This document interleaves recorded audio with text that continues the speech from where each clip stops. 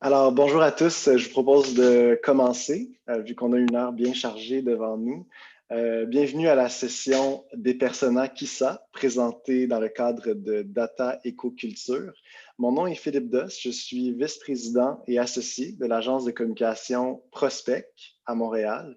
Une agence qui dessert des clients de tout horizon, pas juste au niveau culturel, autant au niveau du marketing de performance que du rayonnement de marque. Et on connaît bien Synapse C, donc on s'est joint là, au groupe d'intervenants qui allait participer à Data Écoculture. Donc, je suis bien content d'être avec vous aujourd'hui pour parler des personas. Je vous invite à nous rejoindre sur les réseaux sociaux avec le mot-clic Data Écoculture. Je vous informe aussi qu'il y a une traduction en simultané. Vous pouvez sélectionner la langue de votre choix en bas à droite, donc soit français ou anglais. En cliquant sur le bouton, c'est indiqué, je pense, interprétation. Je vous invite aussi, dans le coin supérieur droit, dans la vue, vous avez le choix entre galerie et speaker, ou en français, intervenant. Je vous invite à cliquer sur intervenant pour ne pas voir la mosaïque de 80 personnes, mais plutôt voir les personnes qui parlent, qui ont le micro.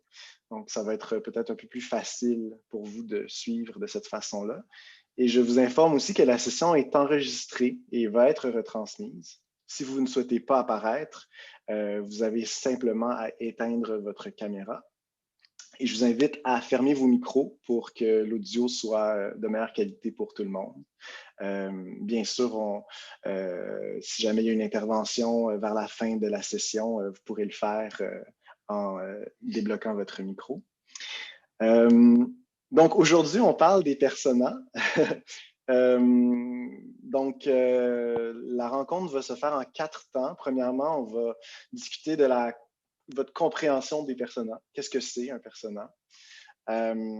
Ensuite, on va discuter des éléments à considérer pour pouvoir les bâtir. Ce n'est pas toujours évident de savoir quels critères considérer. Ensuite, on va discuter de l'utilité des personas dans le contexte de l'industrie culturelle, des arts, de la culture. Donc, à quoi ça sert concrètement. Et on va se garder 10 minutes à la fin pour une période de questions pour que ce soit le plus dynamique possible. On voulait vous laisser la chance de poser vos questions. Vous pouvez utiliser le clavardage, l'option chat, pour insérer vos questions et les questions qu'on juge intéressantes, pertinentes pour la majorité, on va les relayer à l'ensemble dans les 10 dernières minutes de la rencontre. Et j'en profite pour vous présenter notre expert aujourd'hui, qui est Sébastien Poitras, vice-président adjoint Affaires publiques et communication de Léger Marketing. Il œuvre dans différents secteurs d'activité, dont la culture, les médias, les événements, le tourisme. On est très privilégié de l'avoir avec nous aujourd'hui. Bonjour Sébastien. Bonjour Philippe, merci beaucoup pour l'introduction. Ça fait plaisir. Alors, je vous propose qu'on saute déjà à plein pied dans le sujet du jour. Donc, des personas Kissa. Des fois, je trouve qu'on a de la misère à se retrouver. Moi, je discute souvent avec des clients qui ont tendance à mélanger tout plein de termes et on a de la misère à s'y retrouver. Donc, entre audience, public cible, segment, cœur de cible, persona, est-ce que tu peux nous aider à y voir un peu plus clair? Effectivement, des fois, c'est des termes qui sont utilisés un peu n'importe comment ou des fois de manière interchangeable. Mais en fait, il y a des différences assez importantes. Je te dirais que si on commence avec le public cible, en fait, le public cible, ça représente le ou les groupes, en fait, d'une population à qui on s'adresse, que l'on veut rejoindre. Ça peut être des téléspectateurs, ça peut être des visiteurs de notre site, de notre événement, de notre musée ou de notre site web. Donc, c'est vraiment, si on pourrait dire, le groupe de la population que l'on veut atteindre. Ça peut être, si on pourrait dire, un groupe actuel ou éventuel aussi. Du côté le cœur de cible, en fait, c'est comme un groupe encore plus restreint à l'intérieur de la population cible. Donc, souvent, le cœur de cible, ça va être un sous-groupe à l'intérieur de notre population cible ou de notre public cible pour lesquels on va avoir des objectifs particuliers ou qu'on va avoir des attentes en termes d'objectifs qui vont être beaucoup plus précis pour ce groupe-là. Quand on parle d'une audience, en fait, c'est l'ensemble de personnes, en fait, que l'on va effectivement avoir touché ou atteint ou vraiment qui vont être venus à notre événement, ceux qui se sont présentés au musée, nos visiteurs. Donc, c'est là où on va parler de l'audience réelle, en fait. Si on se déplace du côté de des segments, en fait, puis de la segmentation, en fait, le terme segment, ça, c'en est un. C'est un terme qui va être utilisé des fois, puis qui va amener beaucoup de confusion. Puis des fois, on va parler de segment, puis on va parler d'une chose ou d'un autre. Souvent, on va entendre les gens parler d'un segment de la population, puis on est en train de parler, par exemple, des hommes, ou on va parler du segment des jeunes. Donc, le segment, dans ce contexte-là, ou du moins de cette utilisation-là du terme, va vraiment être pour parler d'un sous-groupe de la population, en fait. Je préférerais qu'on parle de sous-groupe de la population plutôt que d'un segment. L'idée de segment est vraiment beaucoup plus englobante qu'une simple catégorie démographique, par exemple les jeunes ou les femmes ou par exemple les francophones. Voilà, donc le terme segment, comment on l'entend, nous, ça va être le produit, en fait, qui va venir d'une segmentation. En fait, et là, je vais peut-être vous expliquer un peu qu'est-ce que j'entends par segmentation. Une segmentation, pour nous, c'est vraiment une technique statistique qui est avancée. C'est une technique qui est un peu plus poussée, qui va faire qu'on va prendre un bassin d'individus, un groupe d'individus ou un échantillon, et puis on va utiliser ce qu'on appelle un algorithme de segmentation, un algorithme de clustering en anglais. Qu'est-ce qu'il va faire, cet algorithme-là? C'est qu'il va regarder notre groupe d'individus et il va le regarder sur plusieurs variables. En fait, ça peut être des comportements de ces individus-là, ça peut être des attitudes, des opinions, ça peut être des traits de personnalité.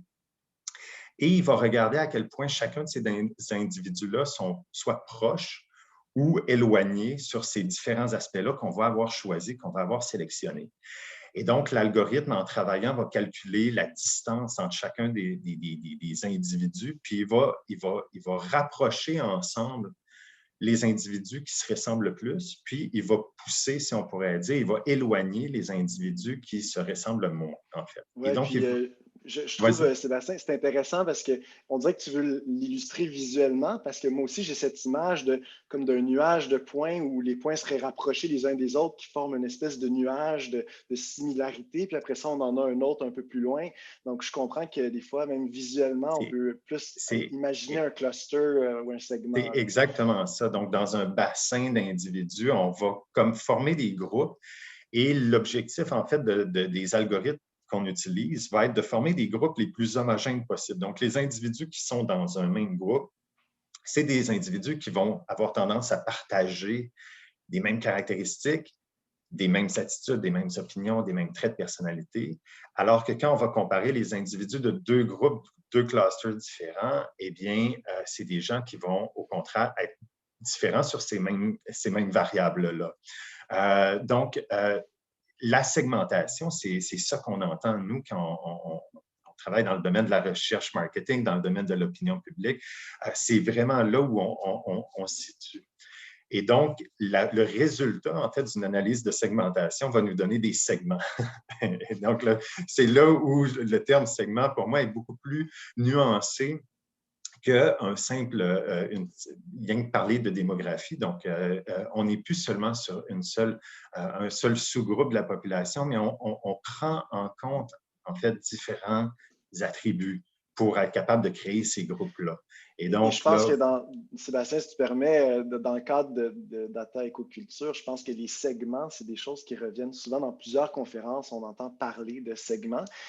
Mais aujourd'hui, on parle de persona. Donc, comment est-ce qu'on fait le lien entre segment et persona? Exact. Donc, une fois qu'on a des segments, qu'on a identifié des segments, qu'est-ce qu'on est capable de faire? C'est de créer des archétypes. Et c'est ça un persona, en fait. C'est comment est-ce qu'on va, je dirais, réinsuffler dans nos segments un peu de vie, un peu d'émotion, un peu de réalité. En fait, l'idée, ça va être de donner vie à ces groupes-là en les personnifiant. Donc, on va créer des archétypes ou des profils idéaux qui sont en fait des créations un peu abstraites qui n'existent pas nécessairement, mais on va créer ces genres de personas que là, on va nommer, on va leur donner un nom, on va leur donner littéralement une vie et pour en fait de ça, être capable de visualiser une clientèle, d'être capable de visualiser un auditoire, d'être capable de mieux comprendre en fait les subtilités entre les différents individus qui constituent, par exemple, l'audience d'un média, l'audience d'un événement, les visiteurs d'un site, d'un musée et autres. Donc, c'est vraiment la nuance. L'idée du persona, c'est vraiment cette construction abstraite qui tente de redonner, si on pourrait dire, une vie ou une personnalité avec toute la gamme d'émotions à notre clientèle. Ah, bon, je trouve ça très intéressant, Sébastien. On pourrait se demander, bon, maintenant qu'on sait c'est quoi des personas, qu'on sait que c'est un archétype, c'est comme une personne fictive, mais qui vient cristalliser finalement un segment qui aurait été défini. À partir de là, on peut se dire, OK, c'est bien beau, mais comment je fais pour le bâtir, ce persona? C'est quoi les attributs que je devrais utiliser? Puis, je te fais part, il y a peut-être quelques semaines, j'écoutais un TED Talk d'une certaine Gabby Barrios qui, je trouvais ça super intéressant parce que c'est une chercheure qui se positionnait par rapport aux données sociodémographiques des segments. Plus particulièrement le genre, donc féminin versus masculin. Et elle expliquait que de son expérience personnelle, c'est assez rare que le fait d'être un homme ou une femme soit tellement prédictif ou ait une certaine valeur dans un contexte marketing, dans un contexte commercial. Peu importe l'industrie, ça peut très bien s'appliquer à l'industrie culturelle. Et justement, il faut aller au-delà des données sociodémographiques. De ton expérience, Sébastien, est-ce que justement on s'éloigne des données purement sociodémo, là, âge, sexe, origine ethnique, revenus, formation, etc. Et si oui, ben, vers quoi est-ce qu'on s'en va là, finalement dans la construction de nos personnages? Ouais. En fait, j'ai vu le TED Talk de Gaby Barrios dont tu parles. Je suis allé le visionner quand tu m'en as fait mention, puis je peux te dire, je suis vraiment d'accord avec du moins sa perception, son expérience.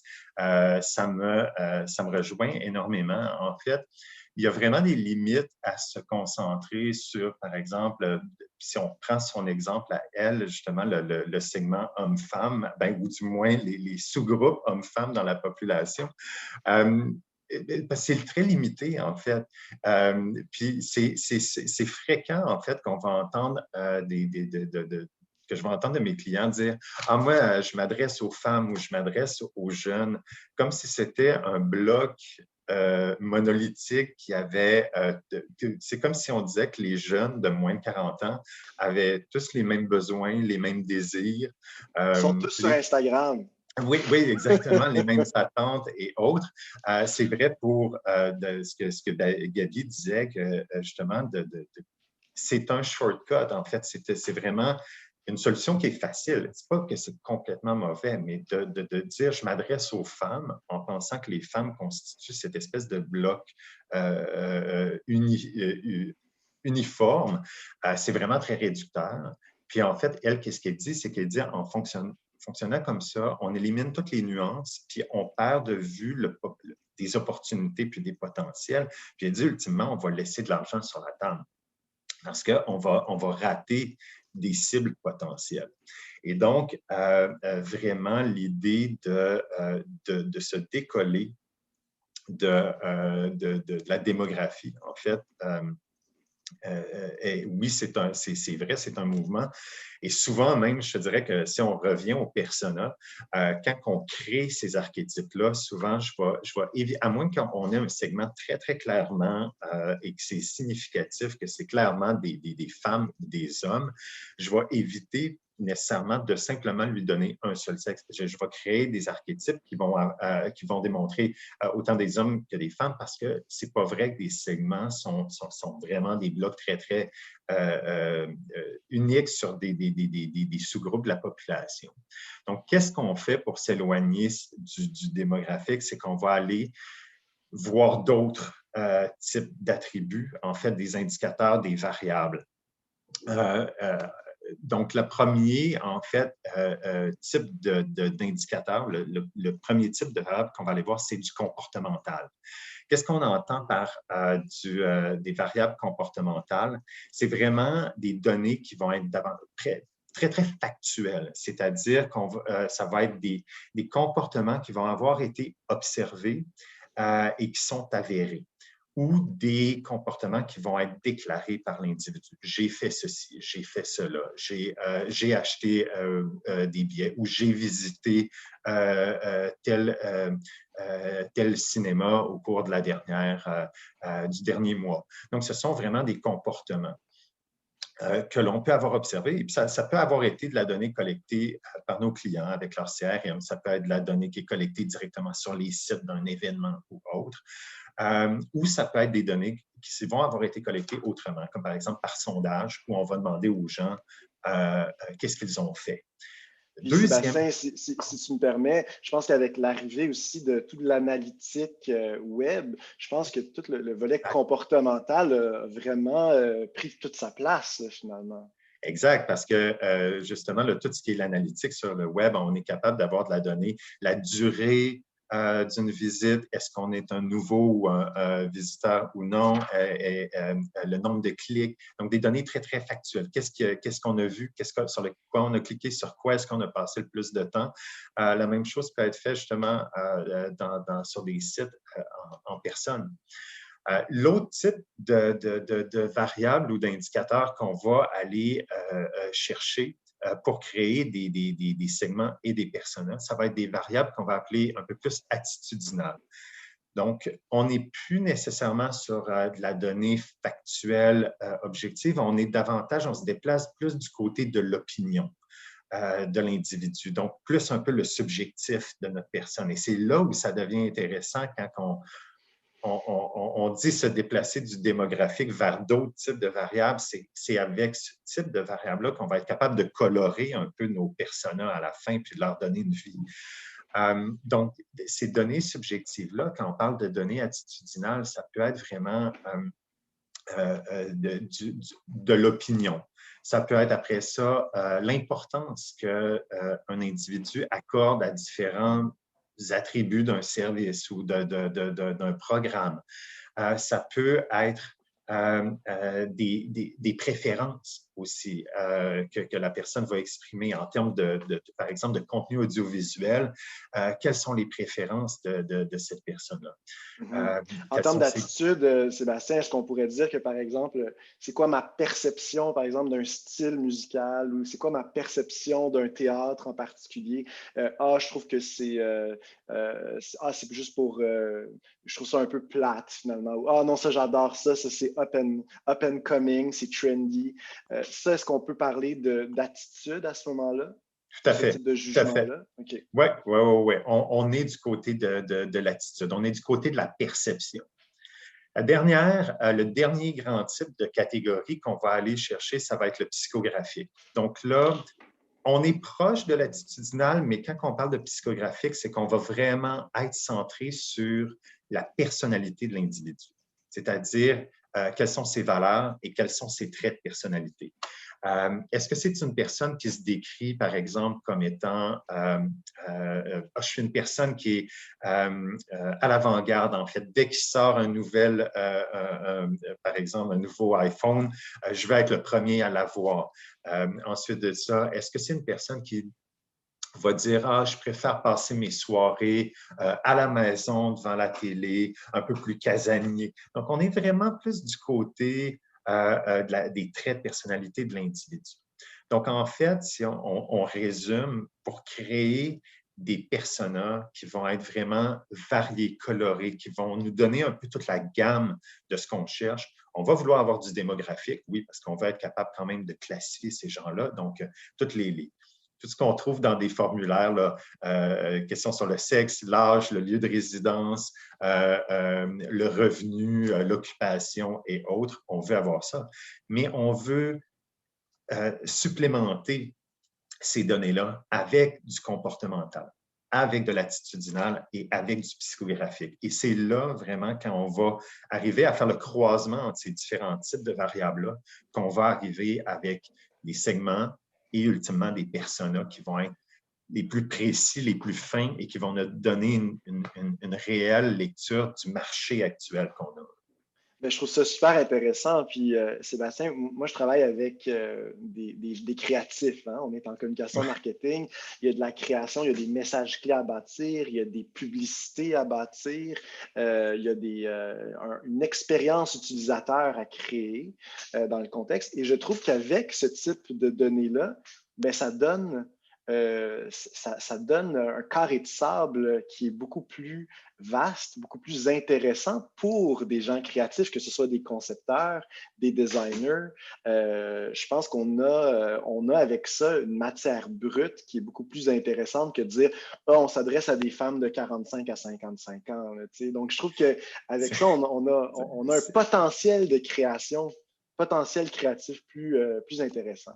Je suis tout à fait d'accord avec toi. Puis c'est là où on voit après ça à quel point Gabi, dans son TED Talk, a raison justement de dire que il y a des écueils, il y a des limites, voire même des dangers à se concentrer simplement puis à considérer comme les femmes comme étant un groupe très uniforme. C'est beaucoup plus varié que ça. C'est Mais en beaucoup même plus temps, nuancé que ça. absolument, mais en même temps, Sébastien, je me demande, c'est pas un peu compliqué. Où est-ce qu'on va chercher cette donnée-là? Parce que à la limite, sociodémo, on peut se dire c'est pas trop compliqué ou moins compliqué. Mais quand on pense à de l'attitudinal ou du psychographique ou du comportemental, puis là, je pense aux gens qui sont avec nous aujourd'hui, qui sont dans un contexte des fois de PME culturelles, là, qui n'ont pas nécessairement des moyens illimités. Comment est-ce qu'on trouve ces données-là? Comment est-ce qu'on fait pour avoir accès à ce type de données-là? Bien, il y a différentes solutions pour avoir accès à ces données-là. Puis, il n'y a pas un moyen, en fait, que je te dirais qui est meilleur. C'est sûr que de la donnée, il y en a qui existent autour de nous. On peut en trouver. Mais la première chose, on parle de data, justement, dans cet événement-là. Et je pense que le plus important, c'est de se poser la question, est-ce que la donnée que je trouve ou la donnée à laquelle j'ai accès, c'est de la donnée de qualité? Parce qu'il y a une chose de certain, c'est que si ta donnée ou la data sur laquelle tu te bases ou que tu vas prendre tes décisions n'est pas bonne, n'est pas fiable, elle n'est pas robuste, c'est sûr que les décisions au bout, puis les choix qui vont être faits vont en souffrir. Donc, la première chose, c'est de se poser la question, justement, est-ce que la donnée à laquelle j'ai accès, elle est bonne? D'où elle peut venir? Elle peut venir de plusieurs sources. Comme je vous dis souvent, par exemple, si je travaille avec un client dans l'événementiel, il a accès, lui, il connaît son public, quand il inscrit des gens à son événement, il est capable déjà d'avoir un certain profil, il est capable d'avoir accès après à qu'est-ce qu'ils vont faire durant l'événement, à quel est-ce qu'il dépense sur l'événement, combien de temps il est dû, combien de jours il est venu, toute une foule de données comportementales qui peuvent être utilisées après pour alimenter une stratégie de segmentation puis de persona. Ensuite de ça, est-ce que j'ai la possibilité de mener une enquête auprès de ma clientèle actuelle? Ça peut être par un questionnaire de sondage. Hey, vous venez de finir, par exemple, l'événement ou vous venez d'assister à telle chose. Prenez un 5 à 10 minutes. Est-ce que vous pouvez répondre à certaines questions? Et hop, on est capable d'aller collecter une donnée qui va être une mine d'informations après et qui va pouvoir servir à faire la segmentation.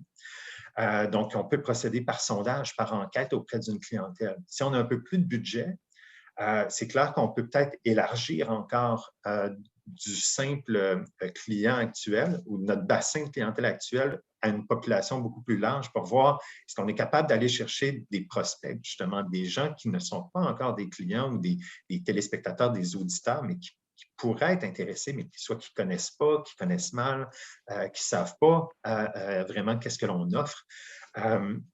Donc, on peut aller plus loin.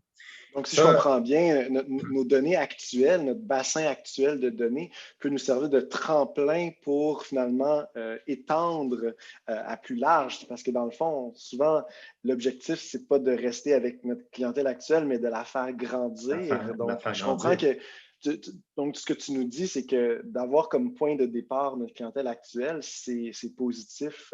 Ça peut être un outil très performant pour après ça en sortir. Exact, exact. Essayer d'aller plus loin. Est-ce qu'il y a si on pourrait dire, des groupes dans le marché que finalement, qu'on ignorait l'existence, mais qui finalement représentent un potentiel ou une opportunité intéressante? Est-ce qu'on est capable d'offrir quelque chose ou d'ajuster notre offre pour attirer ces groupes de personnes-là?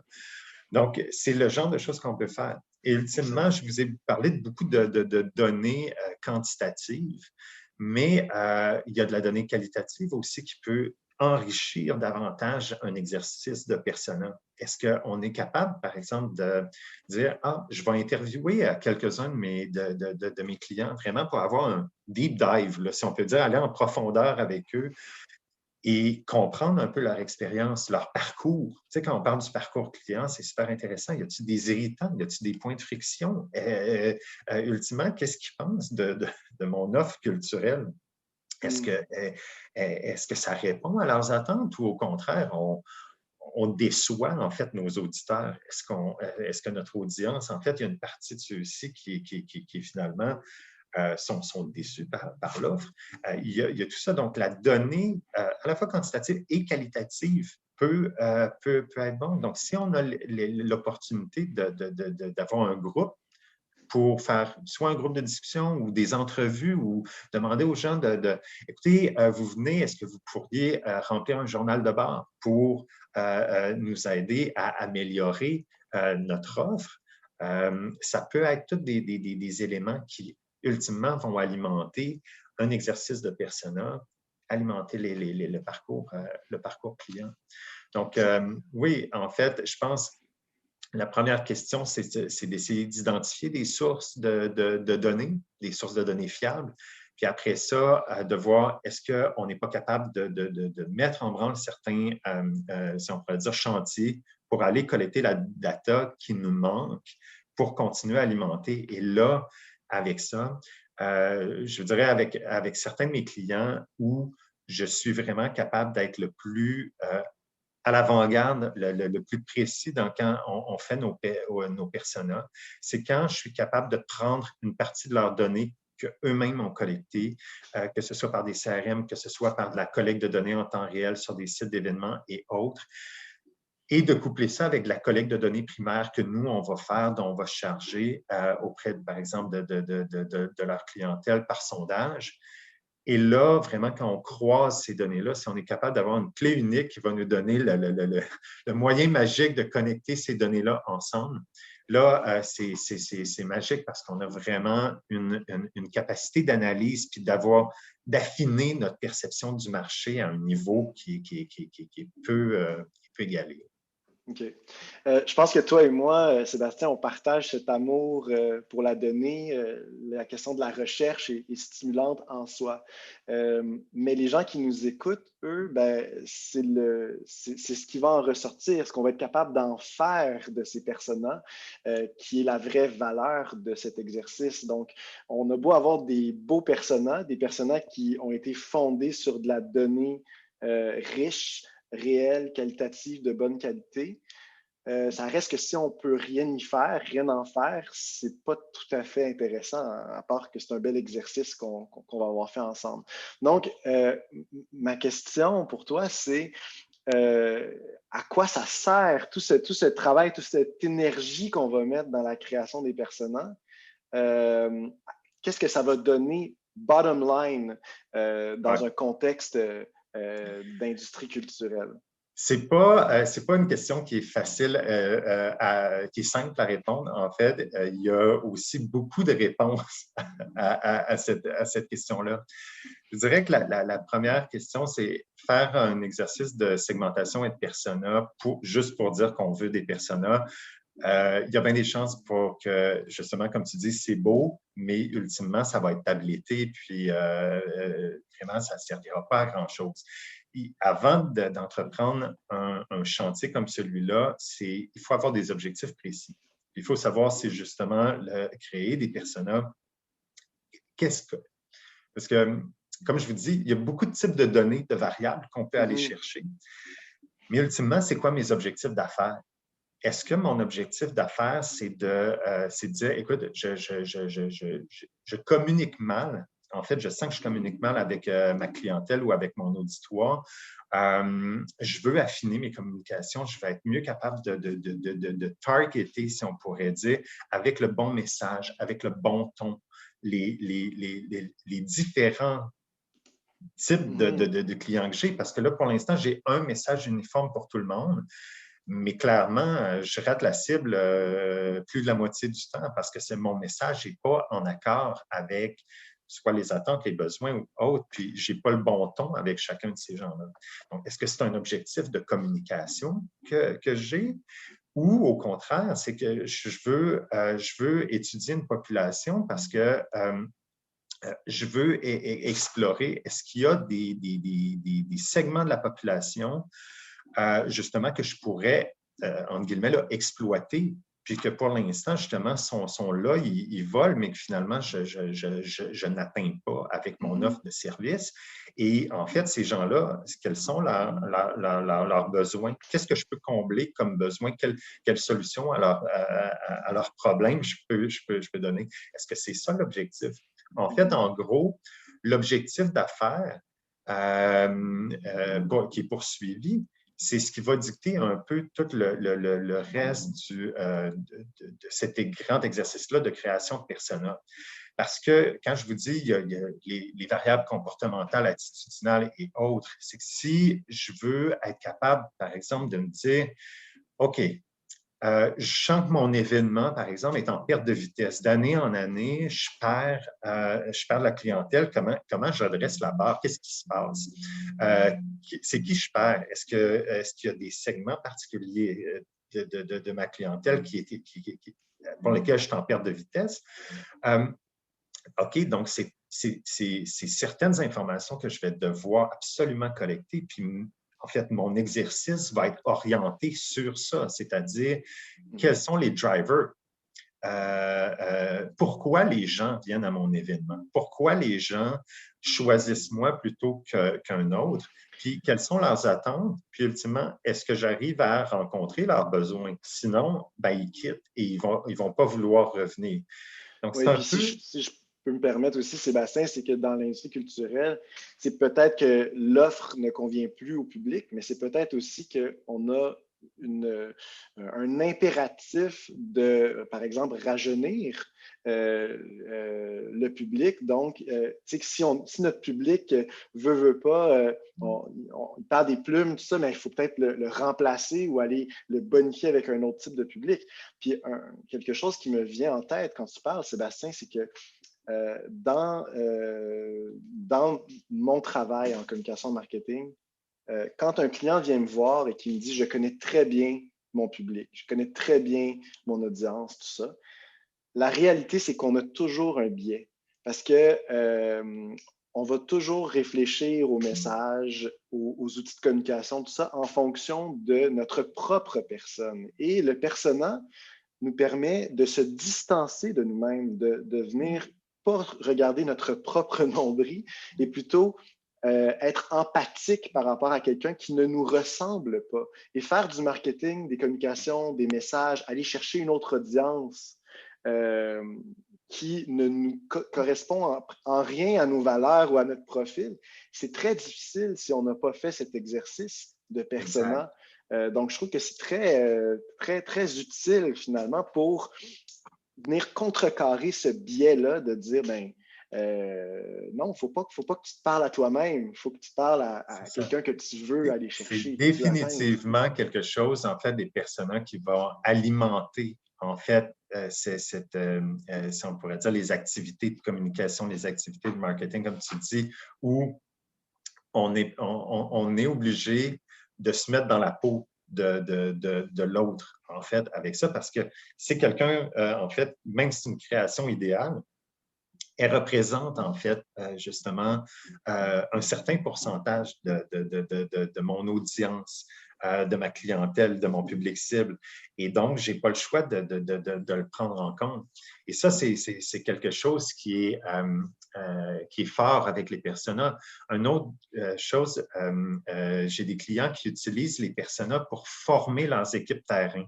Donc, c'est-à-dire tous les intervenants qui vont être sur le site, et qui, à un moment ou un autre du parcours de l'usager, du parcours client, du parcours du citoyen, à tous les points de contact, il y a des intervenants. Et donc, ces gens-là, on peut les préparer adéquatement en lui disant, regardez, voici les grands types de clients ou d'auditoires ou autres que vous allez rencontrer.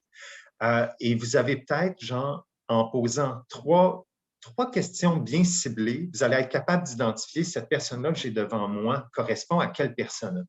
Et donc, vous allez déjà avoir une bonne idée de à quoi est-ce qu'elle s'attend, comment je dois l'approcher, le ton que je dois employer, les attentes qu'elle a et qu'est-ce qui l'intéresse, par exemple. Et donc, déjà, vous pouvez offrir quelque chose de beaucoup plus personnalisé que de simplement faire le même speech à tout le monde, en fait. Ouais. Donc, vraiment, cette idée-là de préparer ces équipes où je pense que souvent, les gens vont garder les personas ou les études de segmentation concentrées dans le département marketing, alors que c'est quelque chose que tout le monde à l'intérieur d'une organisation devrait au moins avoir une connaissance minimale pour être préparé à différentes éventualités, que ce soit au service à la clientèle, à la qualité, les équipes. Recherche et développement, au niveau du produit aussi, je pense que ça peut nourrir beaucoup de départements. C'est bon pour tout le monde, en fait. L'autre chose qu'il y a... Oui, ben, en fait, ce que j'allais dire, c'est que le temps file. J'aurais voulu, avant qu'on passe à la période de questions, je ne sais pas si tu as un exemple concret d'un mandat que tu as dirigé où tu as vraiment vu que la construction des personas a eu un impact sur des résultats tangibles là, sur les objectifs d'affaires, ou en fait que peut-être tu as été capable de voir avec un client que lui, sa perception, c'était X. Puis après ce travail-là de persona, il s'est rendu compte qu'en fait, elle était erronée, sa perception, qu'en fait, c'était un peu contre-intuitif pour lui, mais finalement, tu sais quoi, on a été capable de bâtir de la valeur avec ça, puis je suis capable de vraiment mieux m'adresser à ma clientèle. Est-ce que tu as quelque chose de concret pour les gens qui nous écoutent d'un mandat? En fait, c'est le fun que tu parles d'intuition, puis parce qu'effectivement, il y a beaucoup d'intuition aussi chez nos clients, puis c'est très bien, parce que veut pas, sont en contact avec leur audience, sont en contact avec leur public cible, ils les écoutent quand même. Et donc, ils ont quand même une intuition qui vient de leur expérience vécue, puis des relations qu'ils ont avec la clientèle sur, bon, OK, j'ai l'impression que j'ai ce type-là, j'ai cette personne, tu sais, les grands personas. Elles sont capables peut-être de les visualiser. Donc, on est très rarement comme écoute, tout ce que tu penses, c'est complètement faux. Ça arrive vous êtes dans le champ, cher client. Oui, exactement. Vous êtes complètement dans le champ. Je dirais que ce n'est pas nécessairement ce qu'on va arriver à faire. Par contre, avec un de mes clients, et je me rappellerai très bien, c'est qu'il y avait justement cette bonne intuition-là. Et il me l'avait dit d'emblée, il m'avait dit, écoute, depuis le début, on prend un peu nos décisions. Le vent tourne à gauche, on va à gauche. Le vent tourne à droite, on va à droite. Et c'est un peu, justement, l'intuition, on se laisse aller par les tendances qu'on voit, les grands courants. Et on navigue là-dedans tant bien que mal, et puis ça va bien. On s'en sort très bien. Mais là, croissance, croissance, et là, il se dit, j'ai l'impression qu'on ne peut plus se fier uniquement sur vers où le vent souffle. J'ai peur qu'on se trompe à un certain moment. Et on fait un exercice de segmentation, de création de persona, et effectivement, on s'est rendu compte, et c'est là où je pense où on a choqué, on pourrait dire, notre client, c'est qu'on est capable après de quantifier les différents personas. Donc, ce segment-là, représenté par tel persona, représente 7 de ton auditoire. Celui-ci représente 25 de ton auditoire. Celui-ci représente... Et là, OK, tu remets en perspective les choses. Et quand tu sais que le quart de ton auditoire représenté par un segment, eh bien, c'est un segment où tu te rends compte que finalement, tu ne réponds pas aux attentes. C'est des gens qui deviennent des détracteurs de ta marque. C'est des gens qui... Et là, tu te dis, OK, il nous disait, je m'en doutais, mais de voir le problème à ce point-là, là, c'est vraiment gros, c'est vraiment flagrant. Et ce qui était intéressant, c'est qu'avec l'exercice de persona, on était capable d'identifier vraiment, regarde, c'est où que le bas blesse, c'est quoi qui n'est pas rencontré. Il s'attend à ça. Les raisons pour lesquelles il vient, c'est ça. Et tu ne livres pas la marchandise sur tel aspect. Donc, déjà, on est en train de lui donner des choses sur lesquelles il peut agir pour dire, OK, j'ai mon plus gros segment sur lequel je dois agir et j'ai maintenant des outils parce que je sais que c'est ça qui va inverser la tendance. Excellent. Mais c'est bon de voir, en fait, un exemple concret où les personas ont pu avoir un réel impact pour un client. Je vais passer aux questions de nos participants. Plusieurs questions intéressantes que j'aurais moi-même eu à te poser de toute façon. On a Joshua qui dit, combien devrait-on avoir de personas dans un exercice? Puis je le comprends parce qu'en avoir trop, peut-être, ça vient finalement diluer le travail et notre intention initiale. Donc, combien de personas devrait-on avoir? Et sous question, à quel moment on devrait réviser les personas qu'on a devant nous? Parce que j'imagine qu'avec le temps, ils ne peuvent pas rester statiques, ces personnages. Est-ce qu'il faut les réévaluer, les revoir après un certain temps? Donc, combien de personnages, puis à quelle fréquence faire cet exercice? Pour répondre à la première question sur le nombre de personas, il n'y a pas de nombre fixe. Je suis d'accord avec j'espère que c'était bien son nom, sur son idée comme de quoi s'il y en a trop, est-ce qu'on va diluer? Oui, tout à fait. Et puis, à un moment donné, si on est rendu qu'on recrée des individus, c'est pas l'objectif. On est là pour découvrir des grands types et de créer des archétypes qui vont représenter quand même une certaine proportion de notre population cible ou de notre audience. Mais il n'y a pas de nombre clé. Je vous dirais qu'un exercice comme celui-là, c'est à la fois art et science. La science, dans le sens où on s'appuie sur de la donnée solide, fiable, et on va travailler avec des algorithmes de clustering qui vont vraiment calculer cette distance entre les individus sur l'ensemble des variables qu'on va avoir choisies. Mais l'algorithme, lui, il ne connaît pas le monde, il ne sait pas vraiment de quoi on parle. Lui, il voit des chiffres puis des données, puis il dit, voici ce que je trouve. C'est après aux experts, aux analystes ou autres de regarder ce que l'algorithme a ressorti puis de dire, ça fait absolument aucun sens ou ça fait du sens. Et des fois, on se rend compte que, OK, l'algorithme nous a donné 7 segments, mais regarde, ces 2 segments-là sont tellement proches l'un de l'autre sur tel. Finalement, OK, il y a une nuance sur telle variable, c'est pour ça qu'il les a séparés, mais finalement, ça peut être très bien un seul et même cluster parce que sur tous les autres aspects, ils sont très, très proches. Donc, il y a à la fois art et science où à un moment donné, on veut arriver à trouver quelque chose d'assez limité pour être capable d'avoir vraiment des grands leviers d'action, sans être justement perdu dans une panoplie de personas où à un moment donné, on s'en sort plus, puis on est dit, c'est cette Oui, personne puis qui je pense que correspond. l'objectif des personnages, c'est aussi un truc mémotechnique, c'est de dire, OK, là, en ce moment, je m'adresse à Vanessa. OK, non, là, c'est plutôt John à Exact. qui je parle. Donc, tu sais, s'il y en a trop, à un moment donné, on va même plus s'en rappeler C'est à qui ça. on est Puis, supposé comme quand je vous s'adresser. disais, là, de former ces équipes terrain, il faut que ça reste quelque chose de simple, puis qui va devenir instinctif pour nos équipes à utiliser. OK. Puis après combien de temps est-ce qu'on revoit ce processus selon toi? Ce serait quoi un bon timeline? Est-ce que c'est 1 an, 5 ans, 10 ans?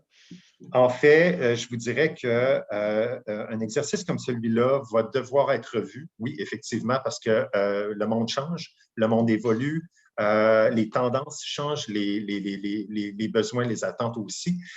Est-ce qu'il y a un bon timeline? Je vous dirais que ça dépend, surtout quand je vous disais qu'on crée ce genre d'outils-là, les personas, avec un objectif précis d'affaires en tête.